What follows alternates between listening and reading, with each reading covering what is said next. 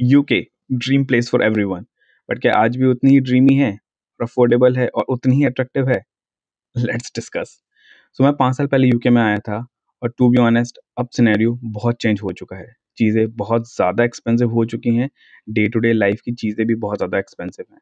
आपको साफ फ़र्क लगता है जो हम जैसे मैं तो 5 साल से रह रहा हूँ, तो मुझे पता है कि 5 साल पहले कितनी चीज़ें थी, क्या प्राइसेज़ थी उनकी और अब ये चीज़ें स्काई रॉकेट हो चुकी हैं। तो मेरे से बहुत सवाल पूछते हैं लोग, जो मेरे रिलेटिव्स हैं, मेरे फ्रेंड्स हैं, जो सोच रहे हैं यूके आने के लिए या अब्रॉड जाने के लिए, तो वो ऑप्शंस के लिए पूछते हैं। तो उससे पूछते हैं कि क्या यूके अभी भी उतना ही अट्रैक्टिव है डेस्टिनेशन आने के लिए? तो टू बी ऑनेस्ट मैं तो यही बोलूँगा कि अभी इंस्टेबिलिटी यहाँ पे बहुत है।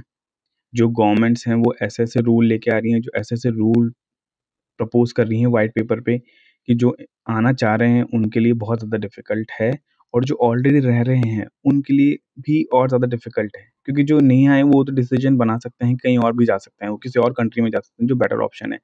बट उन लोगों का क्या है जो ऑलरेडी यहाँ पे रह रहे हैं। जैसे मैं 5 साल से रह रहा हूँ, मुझे मुझे 3 साल हो गए स्पॉन्सरशिप पे और मुझे 2 साल और रहने हैं। बट अब जो प्रपोज़ल आए हैं कि ये 5 इयर्स का रूट 10 ईयर का हो जाएगा, तो it's really difficult to work on this thing to be honest. और मेरा पॉइंट ऑफ व्यू तो यही है कि अब जो अगर लोग आ रहे हैं, जो सोच रहे हैं अब्रॉड जाने के लिए, तो वो किसी और कंट्री को ऑप्शन देखें या किसी और कंट्री को ऑप्शन को एक्सप्लोर करें। आई डोंट थिंक कि यूके अब उतना अट्रैक्टिव है, उतना एंगेजिंग है या फिर इतना प्रॉफिटेबल है। क्योंकि यहाँ पे चीज़ें बहुत ज़्यादा एक्सपेंसिव हैं डे टू डे लाइफ की भी, कि आप नहीं कर सकते। यहाँ पे रेंट बहुत ज़्यादा इंक्रीज़ हो चुके हैं।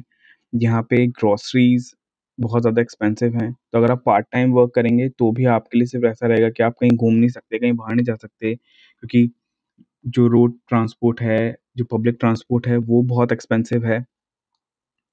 तो मैं तो ये बोलूँगा कि आप किसी और कंट्री का ऑप्शन देखिए। I am not going to demotivate you.